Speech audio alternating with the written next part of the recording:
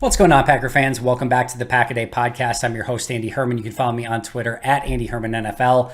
Appreciate you joining me today. Fun episode lined up. We are going to go through a way too early 53-man roster projection. So we've gone through rookie mini camps. We've gone through OTA, like first week of OTAs. And we've seen the draft. We've seen the majority of free agents that they're going to sign. We know that there's probably going to be a veteran or two that maybe they still add to this roster. We know that this isn't a final roster at this point, and players could still be added, subtracted, etc. So it's still way too early, but these are fun exercises anyway, just to see what a potential 53 could look like. Where does some of those final roster battles really come into play, and which players in position should we be keeping an extra eye on through the remainder of OTAs, mini camps, training camp, etc. So I'm sure we will do a few more of these before the actual 53-man breakdown. And it should be noted as well that now more than ever, the 53-man roster doesn't, like, it's great to make that initial 53, right? But like when you've got 16 practice squad players and those players can get called up to the active roster on any given week, and like through the course of the season, you're going to end up having probably like 70 to 75 guys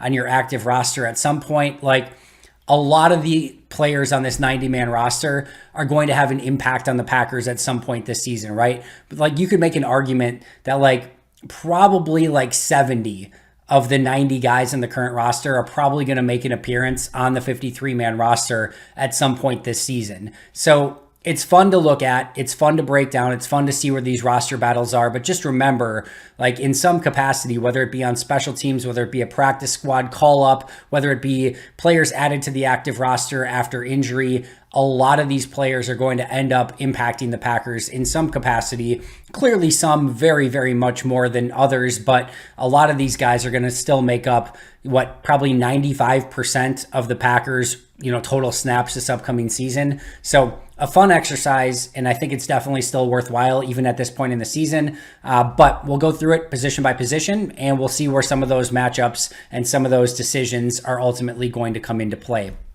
I think quarterback, usually the logical starting point, is also probably one of the easier position battles to probably digest, right? So Aaron Rodgers is going to be your QB1, and I think it's fairly clear at this point that Jordan Love is still going to be your QB2. If something was going to happen with Jordan Love, very likely it would have happened prior to the draft or during the draft, where some sort of draft day trade was going to take place. It's always within the realm of possibility that maybe a Kirk Benkert just plays out of his mind and you decide to go in that direction with your backup, and maybe you pick up a future draft pick for Jordan Love. That's within, I guess, always the realm of some possibility. It just seems like any trade that would be for Jordan Love at this point would be taking pennies on the dollar for what they originally paid for him. It seems like he's still somewhat of a lottery ticket, dependent upon what happens with his development. Really, probably this season is a big piece of that. And you still need some sort of backup quarterback on this team. And while I really like Kirk Benkert, and I think a lot of us are certainly cheering for him, there's just a ceiling to what he has talent-wise as a player. And I think he's a really nice number 3 practice squad quarterback. But I don't know that he's necessarily at that point yet where he's a true backup caliber player. I hope he proves me wrong. That'd be awesome. I'm certainly rooting for him. But at this point, I think it's very clear Rodgers is the 1, Love is the 2, and those are probably the only 2 that make the 53-man roster. And as we start narrowing this down, there are going to be some fairly significant players that end up being cut. I just don't see an avenue to keeping a third quarterback unless, again, maybe Benkert just tears it up, right? And you just can't let him go. Even then, maybe you trade a Benkert or a Jordan Love in that situation. But I still think it's much more likely that Rodgers is your 1, Love is your 2, Benkert ends up on the practice squad. Running back is semi-interesting. So Aaron Jones and A.J. Dillon are your 1 and 2. That's very clear. Kylan Hill will start the season on the PUP list. And then you likely have 1 roster spot for 3 running backs who are all some level of intriguing. And that includes Patrick Taylor, that includes BJ Baylor, and that includes Tyler Goodson. Baylor and Goodson are 2 of my favorite of the undrafted free agent Packers. And I think they'll have a real legitimate chance to challenge Patrick Taylor But as I watch Patrick Taylor coming out of Memphis, and as I watch BJ Baylor coming out of college, and as I watch Tyler Goodson coming out of college, like as I watch all of them, I personally feel like Patrick Taylor was the best one. And I think Taylor has the most to offer. He's played some on special teams. He knows this offense. I think he's the best of the three. And I think he ends up ultimately with that number 3 running back spot. And that's who I'm going to slot in this position. That being said, I do think there is a real true avenue to just keeping 2 running backs on the roster. And the reason I say that is Jones and Dillon are going to get 99.9% of your touches anyway, right? Taylor or Baylor or Goodson are probably not going to do anything enough on special teams or on game day that you are like dying to have them.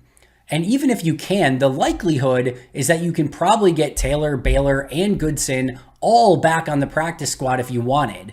And remember, each of them can get called up to 3 games. So you have 9 games covered right there just by calling each of these guys up from the practice squad.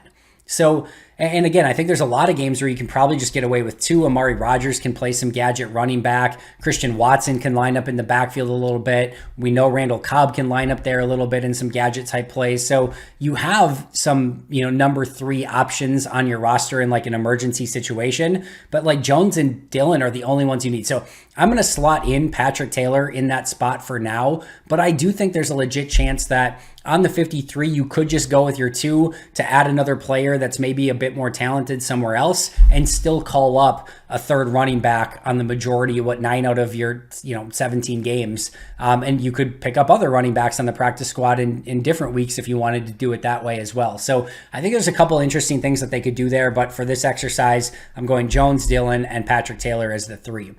All right, wide receiver, another really interesting position. So I think Allen Lazard, Randall Cobb, Christian Watson, Romeo Doubs, probably Amari Rodgers are probably your 5 that are pretty locked in. I think Sammy Watkins is a very good bet to make this team as well. That's 6 already, and I really like Samori Toure.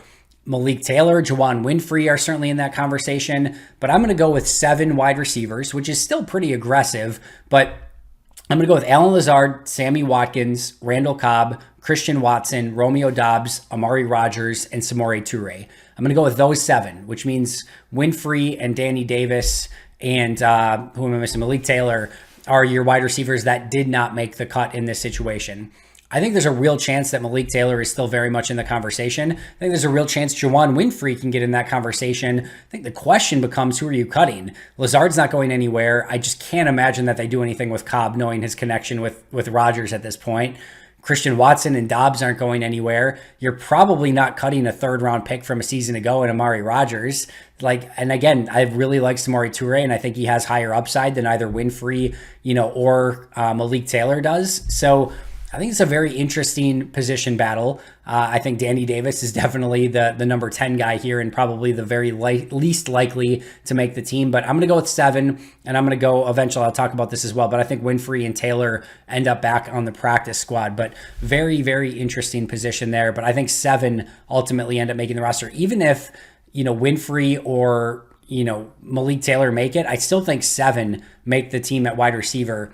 You could end up in a situation where Sammy Watkins ends up being released if they really like their core. You could end up in a situation where maybe they see if they can get like a 5th-round pick for Amari Rodgers a year later and take the hit there because maybe some of the other players just end up, outperforming him and some team really liked him in the draft last year and is willing to give up a 5th-round pick. There's a couple options there, but I'm going to say those 7 ultimately make it. At tight end, I'm going to say that Green Bay breaks camp with only 3, tight end-ish players, and that's Tyler Davis, Mercedes Lewis, and Josiah DeGuara. We'll talk about Robert Tonyan more in just a second, but I'm going to say Davis, Lewis, and DeGuara break the team. I'm going to say that Daphne does not. I'm going to say that there's no other tight end that steps up, no Alize Mack or Wolf or anyone like that. And I'm going to say that eventually they'll get Tonyan back and they'll add a 4th tight end at some point. But I think when they break camp and go into week 1, I think it's going to be Davis, Lewis, and DeGuara. And as I've talked about, I don't think it's impossible that Tyler Davis ends up as tight end 1 as the Packers start the season week 1. I think DeGuara and Lewis are definitely going to play a ton, but we know what Lewis's role is. DeGuara might be more in that H-back sort of role. And I think Tyler Davis might be their true tight end 1 as camp breaks unless they add somebody. So those are the three I'm going to say. And let's move to offensive line. I'm going to pray and hope and say, and I'm speaking into existence, that David Bakhtiari is on the active roster for week 1 and ready to play, and that he's not on any sort of injured list. So I'm going to say David Bakhtiari makes it. Of course, John Runyon Jr., Josh Myers, Royce Newman, Sean Ryan, Yash Nyman. I'm going to say Jake Hansen makes it. I'm going to say Zach Tom makes it. And I'm going to say Rasheed Walker makes it as well. Probably the big omission there is Cole Van Lanen. I think he's definitely very much in the conversation. Heck, he was the starting right tackle in OTAs just last week. So he's definitely in the conversation here. But we saw last year, right? Like Ben Braden was getting starting snaps all off season, and then he ends up being released, right? And they never do anything with him. So I don't necessarily know that just because Cole Van Lanen is lining up at right tackle to start things off, that necessarily means much at this point. And just as I look at these players from a talent standpoint, I just think, Jake Hansen, Zach Tom, Rasheed Walker are ultimately a bit more talented than Cole Van Lanen and end up making the team. But I do think Cole Van Lanen very much will be in that conversation as well. All right, so offense, real quick recap. Aaron Rodgers, Jordan Love, Aaron Jones, A.J. Dillon, Patrick Taylor, Lazard, Watkins, Cobb, Watson, Dobbs, Amari Rodgers, Samori Toure, Tyler Davis, Mercedes Lewis, Josiah DeGuara, David Bakhtiari, John Runyon Jr., Josh Myers, Royce Newman, Sean Ryan, Yash Nyman, Jake Hansen, Zach Tom, and Rasheed Walker. That puts 24 players on offense in total. Let's jump over to the defensive side of the ball. Defensive line, Kenny Clark. I'm definitely still saying that Dean Lowry makes the team. I just feel like they would have done something by now if they were going to move on. So I'm going to say that Lowry makes it. Devontae Wyatt, TJ Slayton, Jerron Reed, and then Jonathan Ford, 7th round pick, makes it as well. Ahead, I guess ahead of everyone else, Hauti Putatu as the undrafted free agent guy, Jack Heflin, undrafted free agent guy from a season ago. So I just think Ford is a step above them. Listen, he's got a ways to go, but I just think he has higher upside than either Heflin or any of the undrafted guys. So Jonathan Ford gets that last and final spot. Green Bay could go with 5 there, and Ford is definitely going to have to earn his way on the roster, but I think they have a really nice 6-man rotation. I think Jonathan Ford can serve a purpose, and I think he's going to ultimately make the team. Edge rusher, really interesting here. You've got Tipa and Jonathan Garvin returning. You've got Randy Ramsey returning from injury. Kingsley Enagbare, 5th-round pick. Za'Darius is gone. Whitney Merciless is gone. I'm going to say 5 edge rushers make the roster. I'm not super confident in my prediction here. Rashawn Gary and Preston Smith are the 2 obvious ones. Kingsley Enagbare is a fairly obvious one. I'm going to say Randy Ramsey makes it. I just think he's going to be one of their core special teams players, and I just think he might even be just their 4th most talented edge rusher anyway. So I'm going to go Ramsey as number 4. And then I'm going to say the first of the undrafted free agents that make the team, I'm going to say Chauncey Manac makes the team as well. I really liked his tape as an undrafted free agent. I think he's going to have a real chance. I think the undrafted class is going to have an opportunity to make an impact and make some spots here. So I'm going to go Gary, Preston, Enagbare, Randy Ramsey, and Chauncey Manac. I think Manac could play a little bit on special teams as well. So I think that's maybe a little bit controversial. I think Jonathan Garvin, Tipa Naliai certainly going to be in that conversation. I just think Tipa and Garvin had a lot of opportunities to show what they were capable of a season ago, and quite frankly, didn't show anything. In fact, if I was going to say somebody made this team outside of somebody not on this list, it actually would not be Tipa or Garvin. It would actually be Ladarius Hamilton. So I think that last spot, if they do, I think both of those last spots with Randy Ramsey and Chauncey Manac are definitely up for grabs. I think Tipa, Garvin, Ladarius Hamilton, I think everyone's in the conversation, and I think that's going to be a very, very fun position battle at edge rusher.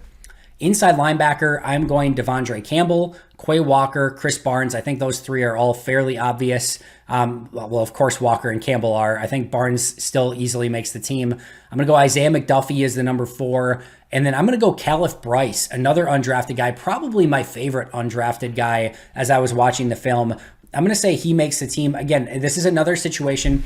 I always view this as like, you have value in the NFL until you prove you don't have value. And what I mean by that is, like, everyone is a prospect and an interesting player until they get out on the field and show that they can't really cut it. And just as I talked about with Tipa and Garvin, like, they both have had opportunities. Garvin the last 2 seasons, Tipa last season, and they didn't make anything of it. to me, it sort of proved like, all right, they are just super limited in what they can bring to the table. The same thing goes here for like a Ty Summers, right?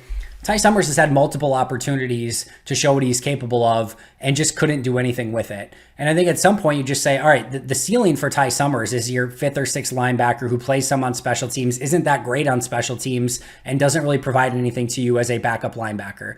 Like what's the point at this point to keeping him around? Yes, he knows the defense. Yes, he knows the calls. There is some value there, and he's definitely going to be in the conversation for a linebacker spot.